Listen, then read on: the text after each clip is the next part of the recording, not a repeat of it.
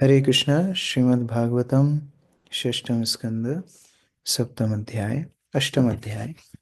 हम लोग नारायण कवच के विषय में पढ़ रहे हैं। देवताओं ने विश्वरूप को पुरोहित बनाया। विश्वरूप देवताओं की मदद करने के लिए नारायण कवच का उपदेश देते हैं। ये नारायण कवच पाठ करने से पहले किस प्रकार अलग अलग अंगों की शुद्धि की जानी अनिवार्य है, किस प्रकार भगवान का स्मरण करते हुए भक्त अपने आप को भगवान के साथ युक्त करता है और फिर ये नारायण कवच का पाठ करता है। श्लोक संख्या 12 से हम लोग पाठ कर रहे हैं। ओम हरिर्विदध्यान मम सर्वरक्षाम न्यस्तांग्रिपद्मापतगेन्द्र पृष्ठे दरारिचर्मासि गदेषु चाप पाषाण दधानो अष्टगुणोऽष्टबाहो। प्रतिभा माता जी। हरे कृष्ण प्रभु जी, दंडवत प्रणाम।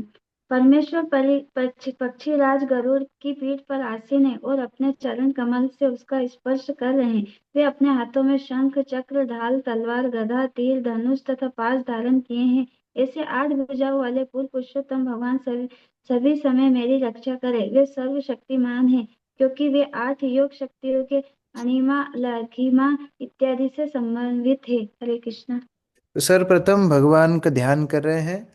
किस प्रकार पक्षीराज गरुड़ के ऊपर आसीन भगवान अष्टभुजाओं में शंख चक्र ढाल तलवार इत्यादि अस्त्र शस्त्र पकड़े हुए हैं और जो समग्र अष्ट सिद्धियों के शक्तियों के दाता हैं, ऐसे भगवान सर्वशक्तिमान भगवान की स्मरण कर रहे हैं। मोनिका माता जी। ईश्वर से तादात्म्य का चिंतन अंतर्ग्रह उपासना कहलाती है। इस उपासना से कोई ईश्वर नहीं बन जाता, किंतु गुणों की दृष्टि से वह अपने आप को परमेश्वर के समान मानता है। यह मानकर कि जिस प्रकार नदी का जल समुद्र के जल के समान है, उसी प्रकार व्यक्ति की आत्मा परमात्मा का धर्माश्रम है। उसे उस इस श्लोक में बताई विधि से परमेश्वर का ध्यान करना चाहिए और उनकी शरण में जाना चाहिए। जीवात्माएं सदैव परमेश्वर के अधीन है। फलतः उनका कर्तव्य है कि सभी परिस्थितियों में सुरक्षित रहने के लिए भगवान से कृपा याचना करें। हरे कृष्ण। तो बच्चा कितना भी बड़ा हो जाए वो बच्चा ही रहेगा, वो पिता नहीं बन पाएगा। पिता पिता रहेंगे, बेटा बेटा रहेगा। उसी प्रकार से जीव जीव है, भगवान ईश्वर है, वो परमात्मा है। तो जीव कभी भगवान नहीं बन पाएगा। वो भगवान का ध्यान कर सकता है, शरणागत हो सकता है, भगवान को स्मरण करके सुरक्षा के लिए याचना कर सकता है, लेकिन भगवान कभी नहीं बन सकता। जलेषु माम रक्षतु मत्स्य यदो गणेभ्यो वरुणस्य पाशात् स्थलेषु माया वटुवामनोऽभ्यात् त्रिविक्रमाखे वतु विश्वरूपा। नीतू माता जी। हरे कृष्णा प्रभु जी। जल के भीतर वरुण देवता के पार्षद पशुओं से मत्स्य रूप धारण करने वाले भगवान मेरी रक्षा करे। उन्होंने अपनी माया का विस्तार करके वामन का रूप धारण किया। वामन देव स्थल पर मेरी रक्षा करें। उनका विराट स्वरूप विश्व रूप तीनों लोकों को जीतने वाला है। आकाश में मेरी रक्षा करें। हम्म। ऊंचे तो तात्पर्य जल पढ़े। में। हाँ, पढ़िए। तात्पर्य। इस मंत्र के द्वारा भगवान के मत्स्य वामन तथा विश्व रूप अवतारों से जल स्थल तथा आकाश में सुरक्षा के हेतु प्रार्थना की जाती है। हरे कृष्ण प्रभु। तो मुख्य बात है, जल में भगवान मत्स्य रूप में मेरी रक्षा करें। अर्थात जल में जब प्रवेश करें तो किसका स्मरण होना चाहिए? भगवान के मत्स्य रूप का स्मरण होना चाहिए। और स्थल पर भूमि किसने नापी थी? वामन देव ने। तो वामन देव को स्मरण करके भूमि में रक्षा। और विराट रूप जो भगवान का विश्व रूप है, वो तो समग्र सृष्टि को ही ढकता है। तो उनको देख करके, उनको स्मरण करके भक्त प्रार्थना कर रहे हैं कि आकाश में मेरी रक्षा करना। अर्थात पृथ्वी जल आकाश सर्व सर्व स्थानों में मेरी रक्षा भगवान आप करना। यहाँ यद्यपि अलग अलग भाव से कोई प्रार्थना कर सकता है। कोई बोल सकता है मेरे शरीर की रक्षा करना, कोई बोल सकता है मेरे परिवार की रक्षा करना, कोई बोल सकता है मेरे व्यापार की रक्षा करना, वो भी ठीक है, लेकिन सर्वश्रेष्ठ है मेरी भक्ति की रक्षा करना। तो जब हम इस तरह प्रार्थना करते हैं तो मुख्य बात वही है, हमारी भक्ति की रक्षा भगवान हर स्थान में करे। दुर्गेष्टवत्याजिमुखादिशि प्रभु पायान् नृसिंहो सुरयूथ पारे विमुञ्चतो यस्य महट्टहासं दिशो विनेदुर्न्यपतंश्च गर्भा। अनादि राधा माता जी। हरे कृष्णा। हिरण्यकश्यप के शत्रु रूप में प्रकट होने वाले भगवान नरसिंह देव समस्त दिशाओं में मेरी रक्षा करो करे। उनके घोर अट्टहास से समस्त दिशाओं के गूंज उठी हुई थी और असुरों की पत्नियों के गर्भ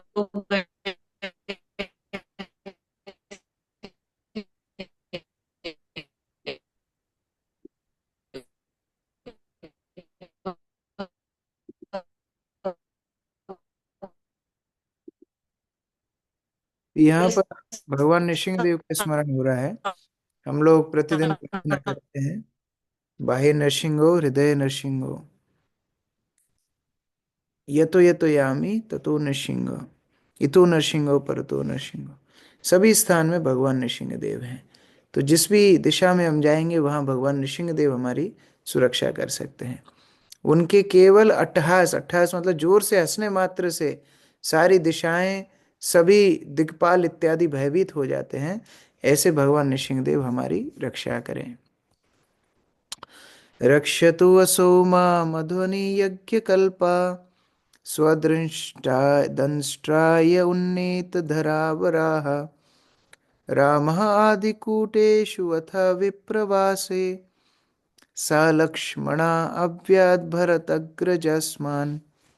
आशीष प्रभु। हरे कृष्ण प्रभु जी।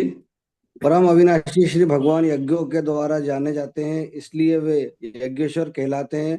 श्री भगवान ने वराह के रूप में अवतरित होकर पृथ्वी लोक को ब्रह्मांड के गर्त से जल में से निकालकर अपनी नुकीली दाढ़ों में धारण किया। ऐसे श्री भगवान मार्ग में दुष्टों से मेरी रक्षा करें, परशुराम मेरी पर्वत शिखरों पर रक्षा करें, और भरत के अग्रज भगवान रामचंद्र अपने भाई लक्ष्मण सहित विदेशों में मेरी रक्षा करें। हरे कृष्ण।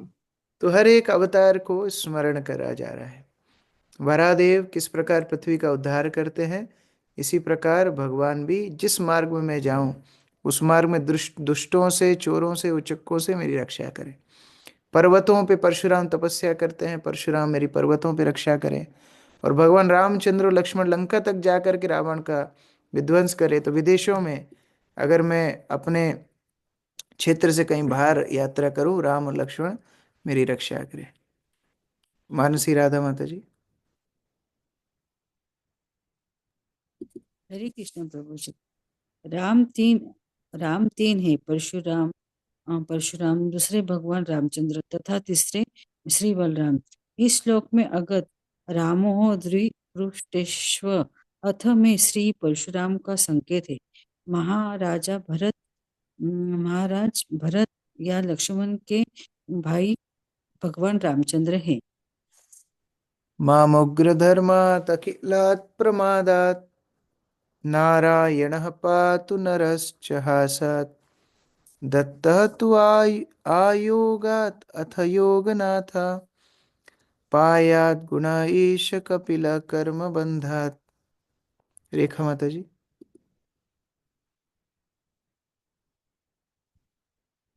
मिथ्या धर्मों के अनावश्यक पालन तथा प्रमादवश कर्तव्यच्युत होने से भगवान नारायण मेरी रक्षा करें। नर रूप में प्रकट भगवान मुझे वृथा गर्भ से बचाएं। भक्ति योग के पालन से च्युत होने से योगेश्वर दत्तात्रेय मेरी रक्षा करें।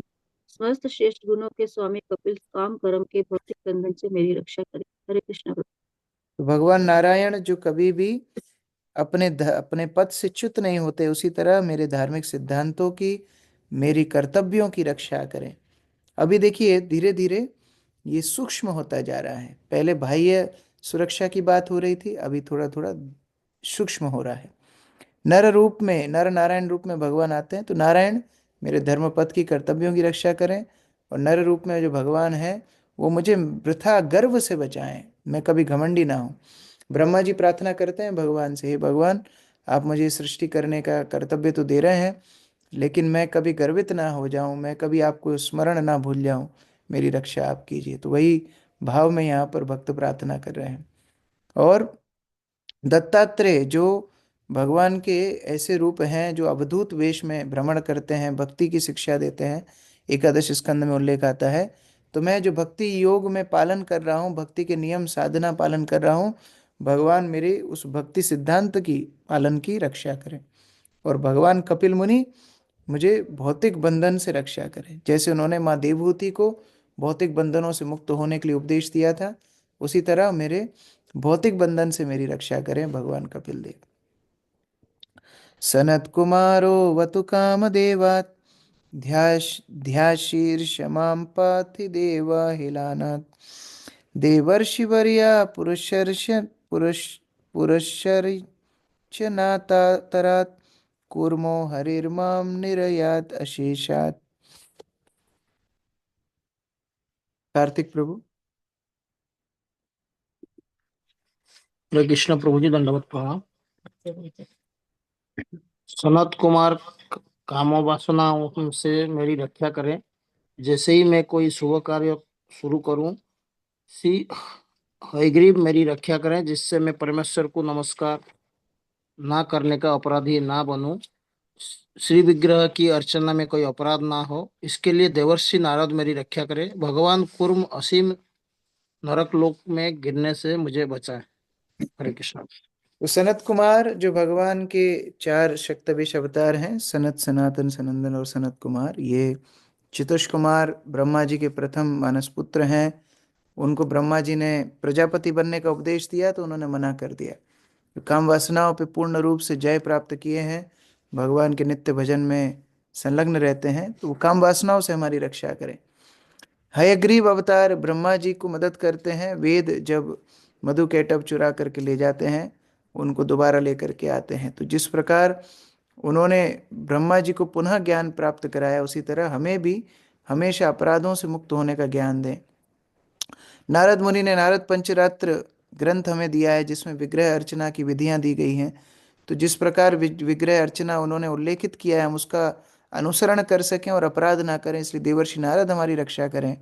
और जैसे अ, मंदार पर्वत को कूर्मदेव ने अपनी पीठ पर उठाया समुद्र मंथन मंथन के समय और उसे जल में नहीं गिरने दिया, उसी तरह हमें भी अपने पद से च्युत होकर के नरक में ना गिरने दे, ऐसे कूर्मदेव भगवान हमारी रक्षा करें। अंकित प्रभु।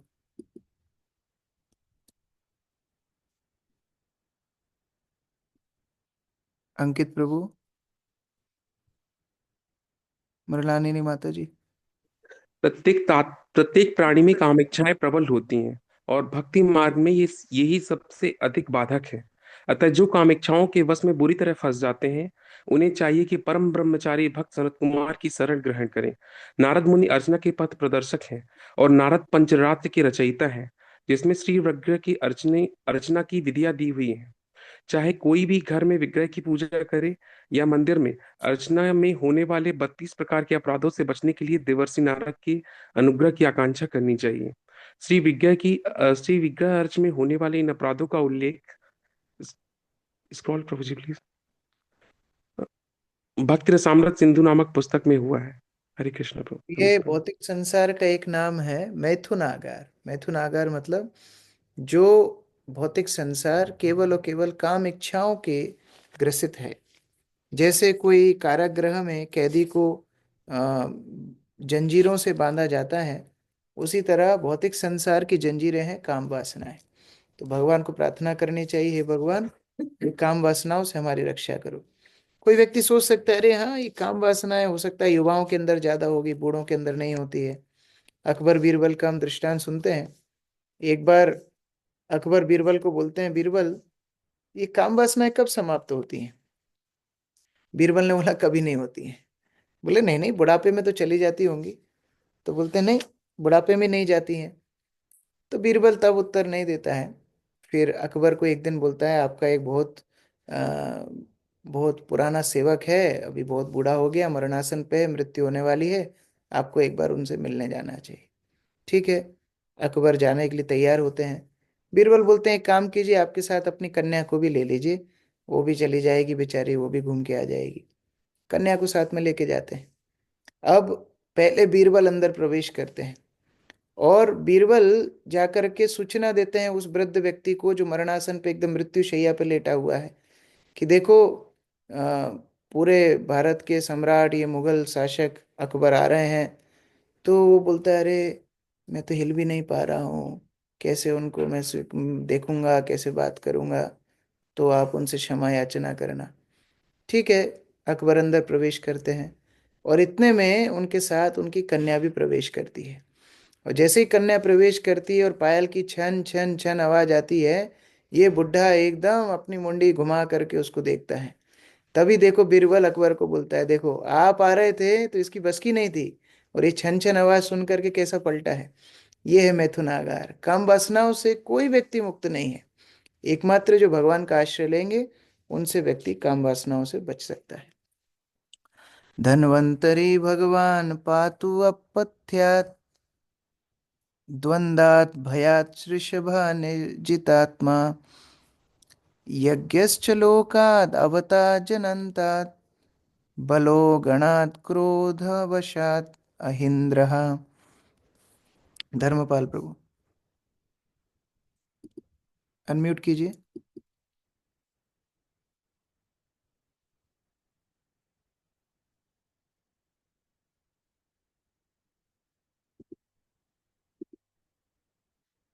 ठीक है, मृणालिनी माता जी पढ़िए।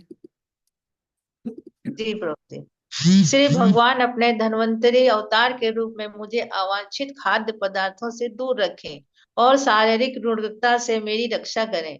अपनी अंतर तथा बाहरी इंद्रियों को वश में करने वाले श्री ऋषभ देव सर्दी तथा गर्मी के द्वैत से उत्पन्न भय से मेरी रक्षा करें।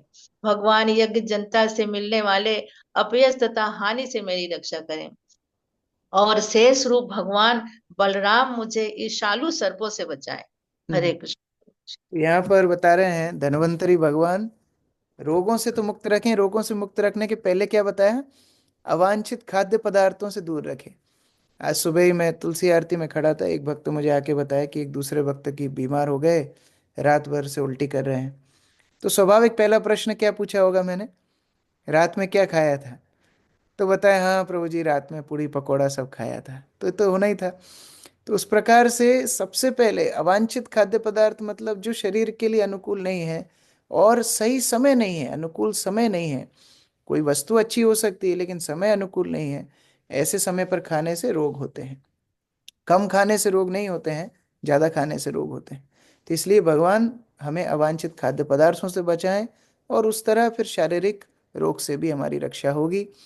अब भगवान ऋषभ देव को भी स्मरण कर रहे हैं। भगवान ऋषभ देव अवधूत वेश में घूमते थे, शरीर पे कपड़े तक नहीं होते थे, तो सारी शीत उष्ण इत्यादि को सहन करते थे। तो सर्दी गर्मी इत्यादि सभी द्वैत भाव के भय से मेरी रक्षा करें। तो अभी जिनको मंगला आरती आना है सर्दी में, भगवान ऋषभ देव का स्मरण कर सकते हैं। उसके बाद यज्ञ भगवान मेरे अपयश हानि से मेरी रक्षा करें, क्योंकि यज्ञ पुरुष जो है वो जहाँ यज्ञ होता है वहां पर सारी समृद्धि आती है। तो भगवान उससे हमारी रक्षा करें। और अनंत शेष ईर्ष्यालु सर्पों से बचाएं। ईर्ष्यालु सर्प हो चाहे ईर्ष्यालु लोग हों, उनसे हमारी भगवान रक्षा करें। हरे कृष्ण प्रभु जी, पढ़ सकता हूँ तात्पर्य? कौन आए, कौन मैं जागे? धर्मपाल प्रभु जी, अनम्यूट नहीं हुआ था मुझसे। हाँ पढ़ो पढ़ो। तात्पर्य पढ़ लूं प्रभु जी? हाँ पढ़ो। हरे कृष्ण। तात्पर्य, इस भौतिक जगत में रहने के लिए मनुष्य को अनेक विपत्तियों का सामना करना होता है, जिनका उल्लेख इस श्लोक में हुआ है। उदाहरणार्थ, अवांछित भोजन, कुपथ, स्वास्थ्य को भय रहता है, अतः ऐसे भोजन का त्याग कर देना चाहिए।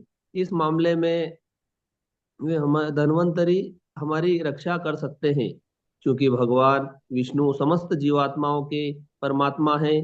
अतः वे चाहे तो हमें उन अन्य जीवों के उपद्रवों अर्थात अधिभौतिक उपद्रवों से बचा सकते हैं। भगवान बलराम शेष के अवतार हैं, अतः वे चाहे तो हमें कुद्रू सर्पों का अथवा द्वेषपूर्ण व्यक्तियों से बचा सकते हैं, जो हमेशा घात लगाए बैठे रहते हैं।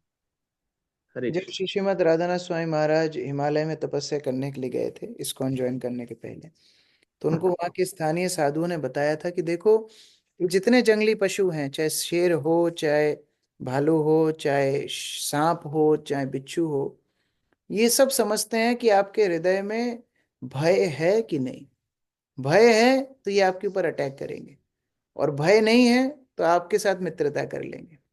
अब भय कैसे नहीं रहेगा? भय एकमात्र उसी स्थिति में नहीं रहेगा जब भगवान का आश्रय कोई लेगा, क्योंकि परमात्मा रूप में भगवान सब जीव के हृदय में बैठे हैं। तो जब भगवान किसी को आश्रय देना चाहते हैं तो वो जीव को अंदर से प्रेरणा देंगे कि तुम इसको परेशान मत करना। जैसे वहाँ मायापुर के पास, मैं जहाँ तक याद है, नाम पुरुलिया ग्राम, जहाँ हरिदास ठाकुर तपस्या करते थे, भजन करते थे, रोज 192 माला का जाप करते थे। तो उनकी भजन कुटीर में एक बहुत जहरीला अजगर सांप रहता था। तो कई लोगों ने बोला कि अरे, आप ही अजगर सांप के साथ रहते हो, ये सांप आपको अटैक करेगा, ये सांप आपको परेशान करेगा। लेकिन हरिदास ठाकुर वहीं पर जप करते थे। क्यों? उनको विश्वास था कि हरिनाम के माध्यम से मेरी रक्षा होगी। अब हम ऐसा ट्रायल ना मारे कि एकदम, यहाँ स्नेक पार्क है वैसे उज्जैन में, वहां जा करके हम जप करने का ट्रायल ना मारे, लेकिन कहने का अभिप्राय, अगर हम भगवान को स्मरण करेंगे, भगवान हर तरह से हमारी रक्षा करेंगे। द्वैपायनो भगवान प्रबोधात् बुधस्तुपाषण्ड गण प्रमादात् कल्किः कले कलमलात् प्रपातु धर्मावनायोरुकृतावतारः। किरण माता जी।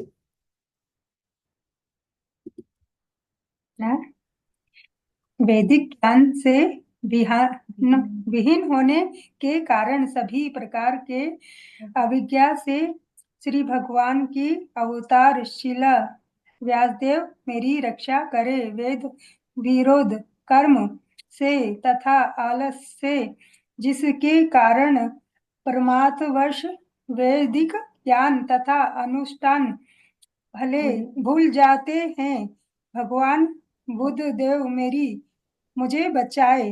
भगवान कल्कि देव, जिनका अवतार धर्म नियमों के रक्षा के लिए हुआ, मुझे कलयुग के मलिनता से बचाए। हरे कृष्णा।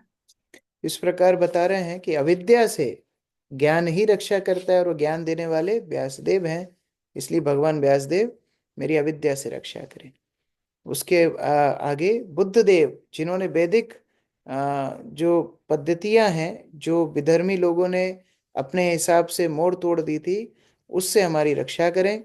और भगवान कल की, हमारी कलयुग की मलिनता से रक्षा करें। प्रफुल्ल प्रभु तात्पर्य। इस श्लोक में पूर्ण पुरुषोत्तम भगवान ने विभिन्न अवतारों का उल्लेख हुआ है, जो विभिन्न कार्यों के लिए प्रकट होते हैं। महामुनि श्रील व्यासदेव ने समस्त मानव समाज के कल्याण हेतु वेदों की रचना की। यदि कोई इस कली काल में भी अविद्या की प्रतिक्रिया से बचना चाहता है, तो उसे चाहिए कि श्रील व्यासदेव की रचनाएं पढ़ें। इनके नाम हैं चारों, साम, यजुर, ऋग तथा अथर्व। 108 उपनिषदें, वेदांत सूत्र, ब्रह्म सूत्र, महाभारत, श्रीमद् भागवतम पुराण, महापुराण, ब्रह्म सूत्र पर श्रील व्यासदेव का भाष्य तथा अन्य 17 पुराण। श्रील व्यासदेव की कृपा से ही हमारे पास दिव्य ज्ञान की इतनी कृतियां हैं, जिनसे हम अपने आपको अविद्या के चंगुल से बचा सकते हैं। जैसा जो कि अविद्या से श्रील बचना चाहते हैं, जयदेव गोस्वामी, कली में जो अविद्या की प्रकोप से बचना चाहते हैं, उनको व्यासदेव की पुस्तकें पढ़ना चाहिए। हम जैसे श्रीमद् भागवत का प्रतिदिन पाठ कर रहे हैं, और शिल प्रभुपाद की पुस्तकें भी व्यासदेव की शिक्षाओं पर आधारित हैं, तो जब हम शिल प्रभुपाद की पुस्तक प्रतिदिन पढ़ते हैं, तो इस माध्यम से हम लोग अविद्या से बच सकते हैं। अविद्या अर्थात भगवान की विस्मृति। तो दिन भर तो हम लोग संसार में रहते हैं, अगर प्रतिदिन सुबह के समय ही प्रभुपाद की पुस्तक पढ़ ली जाए, उनका गहन अध्ययन किया जाए, तो दिन भर हमारी चेतना की सुरक्षा स्वयं भगवान करेंगे। श्याम गोविंद प्रभु जी। जैसा कि श्री जयदेव गोस्वामी ने अपने दशावतार स्तोत्र में बताया है, भगवान बुद्ध ने वैदिक ज्ञान की निंदा की। निंदसी यज्ञ विदेरेह रतांजताम सदय हृदय दशित पशुघातम ये सब धीता बुद्ध शरीरा जय जगदीश हरे। भगवान बुद्ध का उद्देश्य जनता को पशुवध के कुकृत्य से बचाकर वृथा ही पशुओं की हत्या को कम करना था। जब पाखंडी लोग वैदिक यज्ञों के बहाने पशुओं का वध कर रहे थे, तो भगवान बुद्ध ने कहा, यदि वेद पशुवध की आज्ञा देते हैं तो मैं वैदिक नियमों को नहीं मानता। इस प्रकार उन्होंने उन लोगों की रक्षा की जो वैदिक नियमों का पालन कर रहे थे। अतः मनुष्यों को चाहिए कि भगवान बुद्ध की शरण में जाए, जिससे वे वैदिक आज्ञाओं का दुरुपयोग न करें। कल की अवतार, हिंस्र ये अवतार, बुद्ध अवतार का मुख्य प्रयोजन क्या था कि जो वेदों के नाम पर पशुवध कर रहे हैं, जो वेदों के नाम पर अनर्गल कार्य कर रहे हैं, उसको रोकना। और अभी दुर्भाग्य है कि बौद्ध धर्म के बड़े बड़े जो प्रणेता हैं, जिनका ओहदा बहुत ऊंचा है, जिनको कई कई राष्ट्रों में राष्ट्र अतिथि के सम्मान से सम्मानित किया जाता है, ऐसे बौद्ध धर्म के प्रणेता भी मांस खाते हैं। ऐसे बौद्ध प्रणेता भी पशु हत्या करते हैं। तो जिस उद्देश्य के लिए भगवान बुद्ध का अवतार हुआ, वह उद्देश्य से ही भटक गए। तो भगवान बुद्ध का अनुसरण करने का मतलब है ठीक प्रकार से वैदिक साहित्य का अनुगमन करना, ठीक प्रकार से वैदिक साहित्य का अनुसरण करके अपने जीवन को उद्धार करना। ये वास्तविक भगवान बुद्ध के पथ चिन्हों पर चलने के समान है। योगेश प्रभु पढ़िए। कल की अवतार हिंसक अवतार है, जो कलयुग में उत्पन्न नास्तिकों के विनाश के लिए है। अब कलयुग के इस प्रारंभ काल में अनेक अधर्म व्याप्त है और जो जो कलयुग आगे बढ़ेगा, अनेक छह धार्मिक सिद्धांतों का प्रवेश होता जाएगा और लोग भगवान कृष्ण द्वारा बनाए गए उन असली धार्मिक नियमों को भूलते जाएंगे, जिन्हें उन्होंने कलयुग के प्रारंभ होने के पूर्व ही कहा था।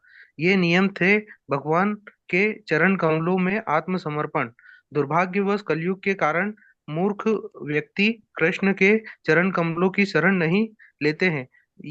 यहाँ तक कि अधिकांश ऐसे व्यक्ति भी जो अनेक को अनेक को वैदिक धर्मों का पालन करने वाले बताते हैं, वास्तव में वैदिक नियमों के विरुद्ध है। आए दिन वे नए नए धर्मों को गढ़ते रहते हैं और कहते रहते हैं कि मुक्ति का मार्ग यही है। नास्तिक मनुष्य प्रायः कहते हैं, यत यत मत तत पथ। इसके अनुसार मनुष्य समाज में सैकड़ों हजारों मतांतर है, जिनमें से प्रत्येक वेद है। दुष्टों की इस विचारधारा से वेद वर्णित धार्मिक नियमों की हत्या हो गई है और जो जो कलयुग आगे बढ़ता जाएगा, ऐसी विचारधाराएं और बलवती होती जाएगी। कलयुग के अंतिम चरण में केशव का सबसे हिंसक अवतार कल्कि देव के रूप में होगा, जो समस्त नास्तिकों का वध करके केवल भगवान के भक्तों की रक्षा करेगा। भगवान कई अवसर जीव को देते हैं और जीव जब भगवान के पथ पर चलता है, भगवान उसकी सुरक्षा करते हैं। अब कल की अवतार में एकदम जो सतयुग में, त्रेता युग में, द्वापर युग में और कली के भी प्रथम संध्या और मध्य काल में जो भगवान की भक्ति नहीं करेंगे, अंतिम संध्या के समय कल की रूप आएंगे और उनका वध करके उनको सतयुग तक भेजेंगे। तो ये भगवान का वध भी उनकी प्रमोशन का ही एक रास्ता है और बाकी भक्तों को भगवान भगवत धाम भेज देंगे। तो इस प्रकार से भगवान कल की हमारी कलयुग की मलिनता से रक्षा करें। तो एक एक अवतार के ऊपर चिंतन मनन हो रहा है। इससे हम व्यवहारिक शिक्षा ये ले सकते हैं कि जब भी हम कोई विशेष विग्रह के सामने खड़े हों, तो उनसे एक विशेष प्रार्थना करने का अभ्यास होना चाहिए। जैसे हम लोग कल भी जपा टॉक में चर्चा कर रहे थे सुबह, नरसिंह देव के सामने जाएं तो प्रार्थना करना चाहिए, "हे भगवान, जैसे प्रहलाद की आपके चरणों में निष्ठा थी, हमारी भी निष्ठा आपके चरणों में हो।" हम गौर निताई के सामने जाएं तो बोलें, "आपने कैसे कैसे पतितों का उद्धार किया है, मेरा भी उद्धार कीजिए, मुझे भी हरिनाम में थोड़ी सी रुचि दीजिए।" राधा मदन मोहन के सामने जाएं तो उनको प्रार्थना कर सकते हैं, "आप मदन अर्थात जो कामदेव हैं उनके ऊपर आपने विजय प्राप्त की है, मैं काम से ग्रसित हूँ, मेरी काम वासनाओं को शुद्धि कीजिए।" हम कृष्ण बलराम के सामने जाएं तो प्रार्थना कर सकते हैं कि हे भगवान, आप सांदीपनि मुनि के आश्रम में विनम्र रूप से गुरु की सेवा किए, मैं भी गुरु के लिए विनम्र सेवक बन सकूं। जगन्नाथ बलदेव सुभद्रा के सामने जाए, उनसे प्रार्थना करें, हे भगवान, आप अपने भक्तों से विरह में रहते हैं, मैं भी भक्तों की संगति को कभी छोड़ू ना, उनकी संगति में हमेशा रहूं और आपके प्रति प्रेम को जागृत कर सकूं। तो ऐसे एक एक विग्रह के पास जाते हैं। ऐसे ही वृंदावन धाम, मायापुर धाम, जगन्नाथपुरी धाम, एक एक क्षेत्र में अलग अलग वैष्णवों की जो भजन कुटीर है, समाधि है, हर स्थान पे विशेष रूप से प्रार्थना करनी चाहिए। और अगर इतना भी ना विवेक चले तो कम से कम ये प्रार्थना करना चाहिए, हे भगवान, हे गुरुदेव, हे वैष्णव, मुझे अच्छा भक्त बनने में मदद कीजिए, मैं एक विनम्र सेवक बन सकूं, अच्छे से विनम्रता से हरिनाम का जप कर सकूं। कम से कम इतनी प्रार्थना तो करनी ही चाहिए। हरे कृष्ण। ग्रंथराज श्रीमद् भागवतम की जय, श्रील प्रभुपाद की जय। बसंत प्रभु, प्रश्न है? हरे कृष्णा प्रभु जी, धन्यवाद, प्रणाम। मुझे थोड़ा सा क्लास से अलग क्वेश्चन है। कहते हैं कि जो हम लोग जैसे भक्ति कर रहे थे, हम लोग को ईर्ष्या रहित होनी चाहिए। तो मैं चेक कर रहा था कि क्या मुझे कोई ऐसे व्यक्ति है जो जिसके लिए हमें कुछ ऐसा है। तो प्रभु जी, एक बहुत पुराने फ्रेंड थे जिसके घर पे मैं किराए में रहता था। तो वहाँ पे मैंने कई बार प्रोग्राम भी करवाए थे, पर वो लोग उतना पसंद नहीं करते, तो मैं वहाँ से चेंज कर लिया। तो उन्हें मैंने भगवत गीता दिया था, माला भी कराया था। मैं वही सोच रहा था, क्या मुझे अब फिर से उनसे बात करना चाहिए? प्रयास करने में कोई हानि नहीं है, प्रयास तो किए जा सकती है। उनके प्रति प्रभु जी मेरा मन में कुछ नहीं है, उनके लिए शुभ भावना ही है, लेकिन वो लोग मुझे नहीं पता कैसा वो रिस्पांस देंगे। तो देखिए, प्रचारक एक बार ट्राई करते हैं, यदि सामने वाले व्यक्ति उग्र हो जाएं, नाराज हो जाएं, तो फिर ज्यादा पुश नहीं करना चाहिए। उससे उनका और ज्यादा ईर्ष्या भाव भगवान के प्रति बढ़ेगा, तो वो ठीक नहीं है। जी जी, ठीक है। ठीक, थैंक यू सो मच। आरती माता जी। हरे कृष्णा प्रभु जी, धन्यवाद, प्रणाम। प्रभु जी, कल आप बताए थे विग्रह सेवा में अपराध रखते हैं तो हमें बचना चाहिए। तो मतलब पे हम छवि रखते हैं, तो छवि और विग्रह में क्या अंतर है? मतलब पे भोग देखिए, वगैरह छवि छवि और विग्रह में वैसे अंतर नहीं है, लेकिन विग्रह पूजा के नियम जटिल हैं। छवि क्योंकि इंस्टॉल्ड विग्रह भी नहीं है और रूप विग्रह भी नहीं है, तो उसमें उतने अपराधों का विचार नहीं होता। कम से कम उनको एक बार साफ कर सकते हैं, और आप जब भोजन करते हैं, बनाते हैं, तो भगवान को भोग लगा सकते हैं। तो उतना नियम उसमें नहीं है। विग्रह कई प्रकार के होते हैं। अब मनोमय विग्रह भी होते हैं, मन में कोई विग्रह भगवान का चिंतन करके भी आराधना कर सकता है, तो उसमें भी इस तरह फिर सेवा अपराध नहीं होते हैं। लेकिन जो विग्रह रूप लिए हैं, जिनकी सेवा पूजा होनी चाहिए और नहीं हो रही है, तो फिर वहाँ अपराधों का विचार ज्यादा होता है। बाकी मतलब वैसे तो भगवान पूरा वैसे ही कम्युनिकेशन करते हैं ना, हाँ जैसे हाँ, वो सही बात है। अलग अलग रूप है ना। देखिए, नाम है, नाम भी भगवान का विग्रह है, सच्चिदानंद विग्रह, लेकिन फिर नाम उतना करुणावान भी है। लेकिन विग्रह रूप के नियम है, वो पालन करना जरूरी है। जैसे मानो प्रसाद, प्रसाद भी भगवान का रूप है, लेकिन प्रसाद को बाहर छोड़ दोगे गर्मी के मौसम में तो क्या खराब नहीं होगा? अपना धर्म तो निभाएगा ना। तो उस प्रसाद को हम लोग फिर यथाउचित स्थान पे रखते हैं। उसी तरह से हर रूप का एक धर्म है, उनके अनुसार उनकी सेवा। जैसे तुलसी वृक्ष रूप में है, तो उनको पानी देना, उनका संरक्षण करना, वो अलग सेवा है। तो हर रूप का एक नियम है जिसको पालन किया जाना उचित है। जी। प्रभु जी, प्रहलाद महाराज नरसिंह रूप का ही ध्यान क्यों कर रहे थे? वो तो प्रहलाद महाराज से ही पूछना पड़ेगा कि उनको फेवरेट क्यों थे, क्योंकि अलग अलग भक्तों के अलग अलग फेवरेट हो सकते हैं। उसमें जैसे मानो किसी को मूंग की दाल पसंद है, किसी को तुअर की, तब इसमें एक्सप्लेनेशन देना मुश्किल है। हर भक्त का भाव भगवान के प्रति अलग अलग होता है। Thank you. हरे कृष्ण। धन्यवाद प्रणाम। मधुसूदन प्रभु। हरे कृष्ण प्रभु जी, दंडवत प्रणाम। मेरा प्रश्न दो है। जैसे कोई व्यक्ति पाप कित्त से धन कमाते हैं और भगवान की सेवा में भी लगाता है, तो वो सेवा भगवान स्वीकार करते हैं कैसा? इसमें दो बातें हैं। एक, पाप से कमाया हुआ धन है लेकिन अब भगवान की सेवा में लगा दिया और पाप नहीं कर रहा है, ये तो फिर भगवान स्वीकार करेंगे। लेकिन पाप भी करता जा रहा है और ये सोच रहा है थोड़ा परसेंटेज भगवान को देता रहूंगा तो मेरा पाप उतरता रहेगा, नहीं, वो नाम अपराध है। भगवान की सेवा करते करते पाप करना, फिर उससे भक्ति का फल नहीं मिलता है, फिर वो व्यक्ति नरक में जाता है। तो उस तरह विचार अशुद्ध है। जैसे और एक प्रश्न है, माल जप करने के बाद जैसे उटपटंग सारे बात, जैसे सब जहाँ भी कहीं गई बात वो आते रहते, तो उसमें उससे हम कैसे बचे? जो एक एक टाइम तो फिर भूल जाते हैं, फिर आ जाते हैं, ऐसे कैसे इसमें से कैसे बचा जाए? भगवान को प्रार्थना करनी चाहिए जप के पहले, जप के दौरान भी भगवान के नाम के ऊपर बहुत जोर से ध्यान केंद्रित करना चाहिए। और तीसरा, हो सके तो तुलसी के सामने जप करना चाहिए, तुलसी को सामने रख सकते हैं। और भक्त संग में जप करना सबसे अच्छा है। अगर भक्त संग नहीं है तो कम से कम मोबाइल के माध्यम से, किसी माध्यम से जहाँ भक्त लोग एक साथ जप करते हैं, वहाँ पर भक्तों की संग में शक्ति मिलती है जप करने की। तो उस तरह कुछ उपाय किए जा सकते हैं। दीपिका माता जी। हरे कृष्णा प्रभु जी, दंडवत प्रणाम। कल जैसे आपको विग्रह की पूजा बताई थी ना प्रभु जी, उस तरीके से तो घर में तो नहीं हो पा रही है प्रभु जी। पहले मैं नहलाती भी थी डेली, पर अब थोड़ा शरीर ऐसे ही रहता है तो नहला भी नहीं पाती हूँ। मतलब 2-3 दिन में एक बार नहलाती हूँ, पर ऐसे मंत्रों का उच्चारण करके और ये सब इस विधि से तो नहीं हो रही है प्रभु जी पूजा। इसका उत्तर मेरे लिए देना मुश्किल है, क्योंकि आप जिससे फिर मार्गदर्शन ले रहे हैं उनसे पूछिए कि आपके लिए क्या नियम है, किस तरह आपको पूजा करना है। तो इसीलिए भावुकता में कभी विग्रह नहीं लाने चाहिए।